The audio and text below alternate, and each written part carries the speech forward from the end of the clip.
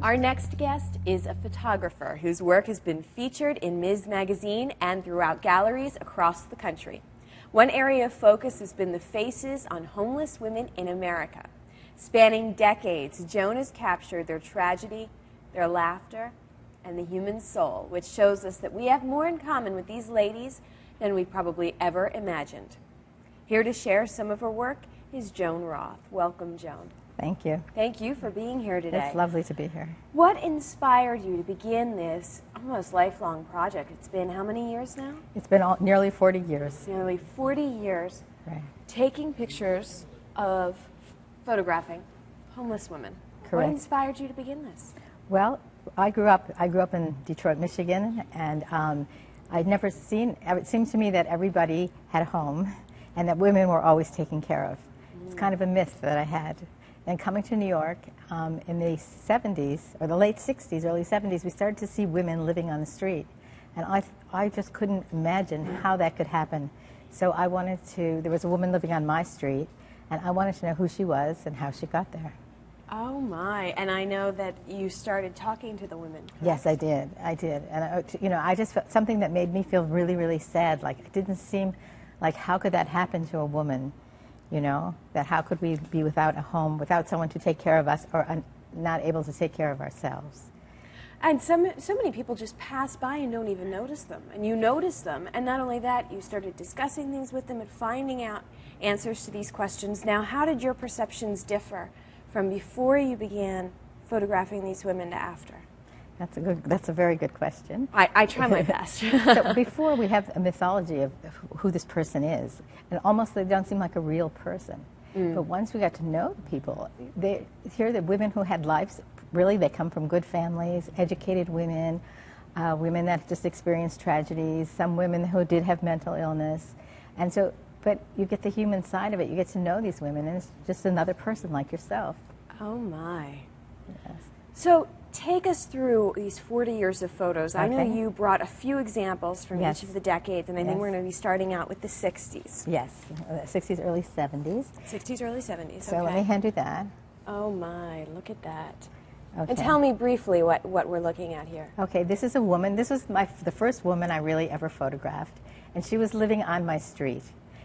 And I noticed her, and I asked her what her name is, and she told me her name was Maria, Mary, and she listed a whole Barbara, Sonia, Sophia, because she didn't want to tell me her correct name. And the irony is I was a little bit afraid of her, too, because, well, she didn't look the most presentable at the moment, so I didn't tell her my right name either. Oh, so you both went by Right. pseudonyms until you got to know each other. Right, and then she actually moved onto our street and lived there a long time, which the neighborhood wasn't so happy about. I understand that a lot of your friends questioned why you would choose this as the focus of a project. Yes, people, they did, and they really thought I had maybe lost my mind and worried about was I going to become homeless, because it was very difficult. It was such a difficult issue for people to grasp, to really want to deal with, that we could actually see these women and identify with them. And not just keep walking by Right. the street. Am I correct here when I point out, is there a person inside Yes, of here? the person, that's I her see a leg. leg. Yes, she's behind. That's what she carried around on the street.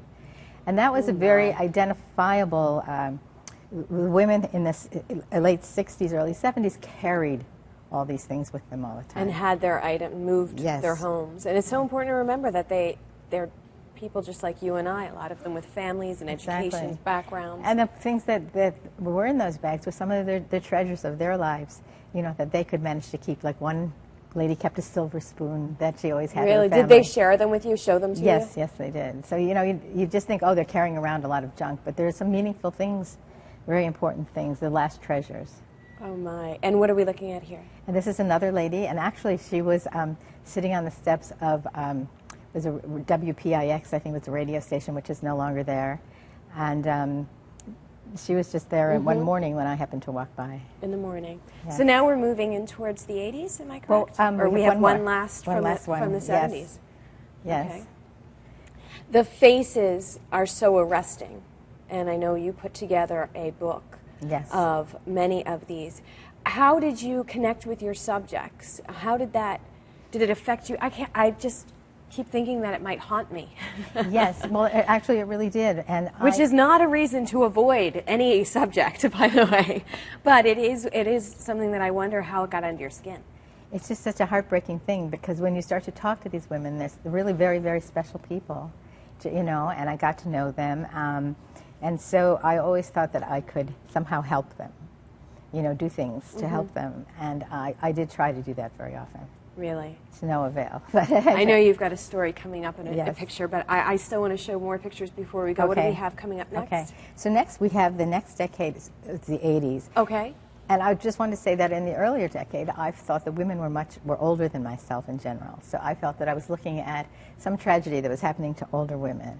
But in the 80s, I met my contemporary women. This particular woman, her name is Maggie, and she was living in Central Park.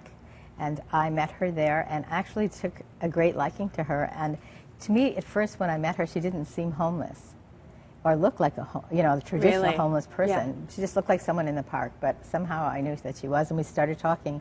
We became very good friends. Are you still in contact with anyone today? I mean, I know you're constantly forging new relationships. Yeah, well, no, unfortunately, the late relationships do pass by and different things happen. But we stayed in contact for a long time with Maggie. In fact, we even got her an apartment for which she lived in for 5 years. Oh my, that's wonderful. It was That's quite really a story. wonderful. And this was a friend of Maggie's. What happened in the also in the 80s, these women, they met each other actually in the bathroom in Central Park, and then they forged a little community together. First they had a friendship and they stayed together, you know, because they didn't exactly feel safe, and then they broadened their group, and this is another woman named Joy, and she was also part of the group. And they all come from middle-class families.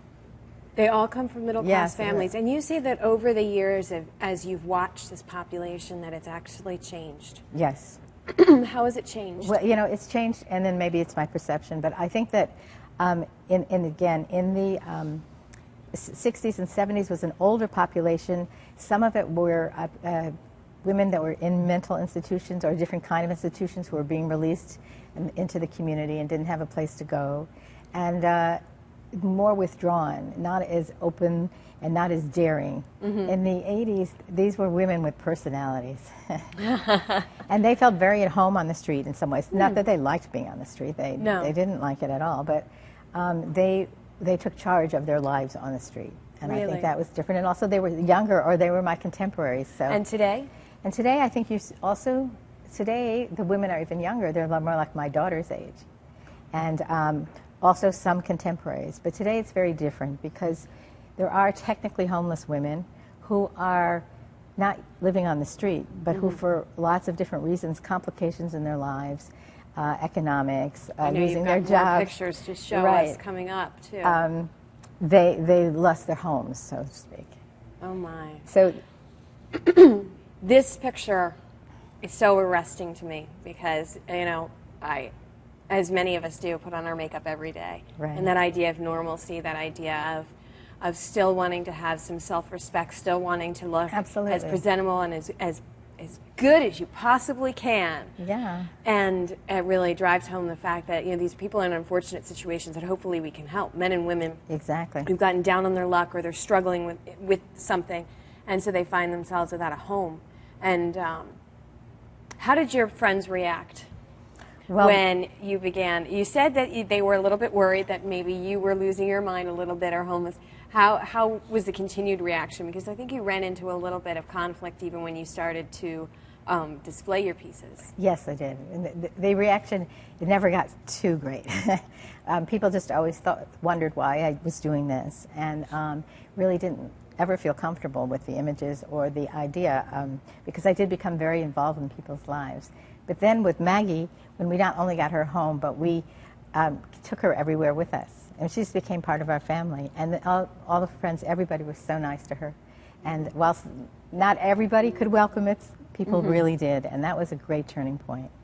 We're almost out of time, but I know Okay. we've got one more photo, and this is the photo representing the 21st century. Right, and this is the 21st century. You know, we thought that I thought in the 70s that this was a problem that we could make go away, and we wouldn't have to worry about it anymore by now. I wish that was the case. Right, but now it's a whole different problem, because the economic system, the downsizing of corporations, and the kind of changing century, I guess, has caused women, working women who did fabulous at their jobs and are really intelligent and terrific people, just are finding themselves in economic crunches, and with rents going up so high, yeah, they can't afford their apartments anymore. And also illnesses, and she suffered from breast cancer.